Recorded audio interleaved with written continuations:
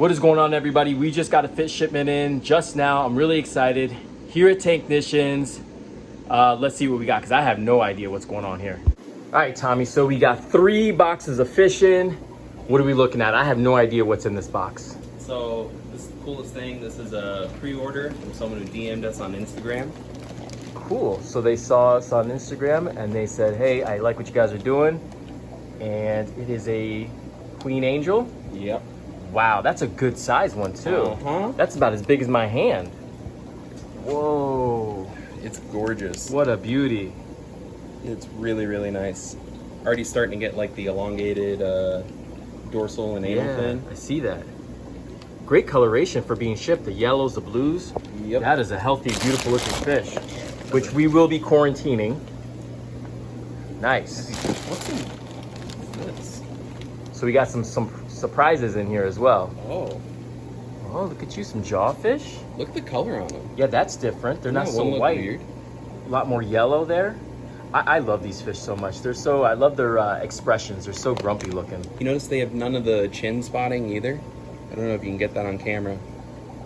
Yeah, they don't look like your normal jawfish. Are these a different type or?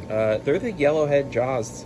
I think they're local to the Caribbean, these ones. So depending on where they come from, they'll have different spot patterns underneath their jaw, which is kind of cool. That is cool. So they're not all uniform. Nope. Oh, wow. We have a lot of fish in here. My gosh. Look at all that. We are stacked. Starfish. Still 2 more boxes left. Ooh. Here we go. What kind of starfish is that? Common. Common star? What a terrible common name, right? Common star. Is it reef safe? No. No, no reef safe. No. Great cleanup crew, though, for your fish only. I'm guessing this is emeralds. Yeah. Got some inverts in here too. We desperately needed some emerald crabs. Another great addition to your cleanup crew if you're dealing with bubble algae. And they're just good little scavengers throughout your reef. In the meantime, look at our seahorses. Looking like they might be breeding pretty soon. Oh, I love these guys. Look at that belly. All right, so we're making progress here. We broke down these boxes. Tommy's starting to sort all of the fish from the inverts. The inverts we have over here. We have a bunch of cool different types of inverts over here, which I'll get to in a second. And here he's checking out the list. Yeah. Busy. My goodness. What do we got? Oh my. Can you even see it? Holy. Oh my God. Look at that little guy. I literally, this is hilarious. It's a royal grandma. I said I'd like the biggest royal grandmas you got. That, it's almost like they did it on purpose. Wow. Look at that little buddy. Oh, he's adorable. All right, so we're filling up one of the quarantine tanks right now. Got Tommy doing that to put the fish, once they receive their hydrogen peroxide bath, then they'll go in their quarantine tank. You want to explain a little bit about this quarantine setup? Sure. Yeah, you can do that. So, as if you've been a long-time follower of Chris's channel, you know, for those of you who haven't, these tanks are hermetically sealed. So these lids we've designed so that there's a sealed feed port, a sealed air intake port, and then a sealed air filter on where the air comes out. So feed port, where the air comes out, and where the air goes in. Yeah. And then we seal the lids themselves with petroleum jelly. So no air can escape through the little gap between the lid itself and the lip inside of the tank. This allows us to keep multiple quarantine tanks within really close proximity without cross-contamination. That's the goal, guys. We can treat the fish without having to worry about getting other fish sick. We got some PVC pipes in here for little hidey holes, and we got sponge filters. Ooh, we got some Sally Lightfoot crabs. These guys are excellent algae eaters, terrific algae eaters, but man, they freak me out. It's just, they're so fast. They can move just as fast out of water as in. Not reef safe. If they get a hold of your fish, they definitely can do some damage to certain smaller fish, you know. Also looks like we got some lettuce nudibranchs in, which is really cool. I think Tommy has plans for a in-store pico tank that we're going to be doing with some different macroalgae and things like that. And these lettuce nudibranchs will be kind of like one of the little creatures that we'll be keeping in this tank, along with some several other invertebrates. So it's I'm excited to get that tank up and running for sure. And then lastly here we have a pothos crab, which another great algae eater. Should be reef safe, shouldn't be any threat to fish. I've never kept one of these before. I'm not a big crab person, but this guy does look unique and definitely looks cool addition to your reef aquarium.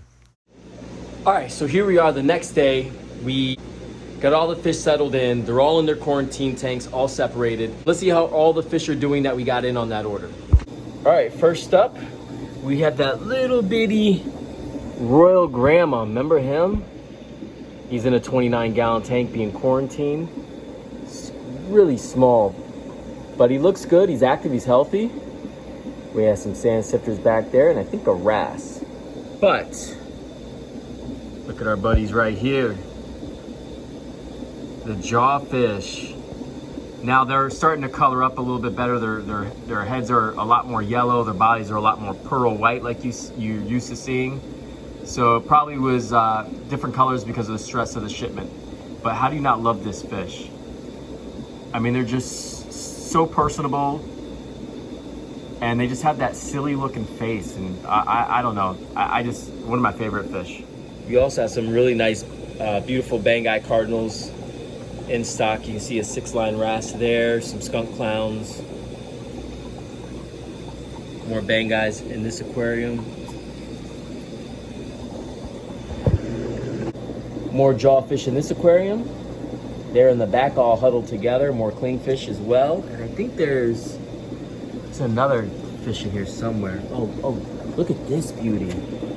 Look at the color on that one. Wow. Ooh-wee, look at this beauty. Now this is a queen angel. Look at the colors on this fish. Wow. Not reef safe, no, and they do get rather large. But what a stunning looking fish. Oh, how do you not love angelfish?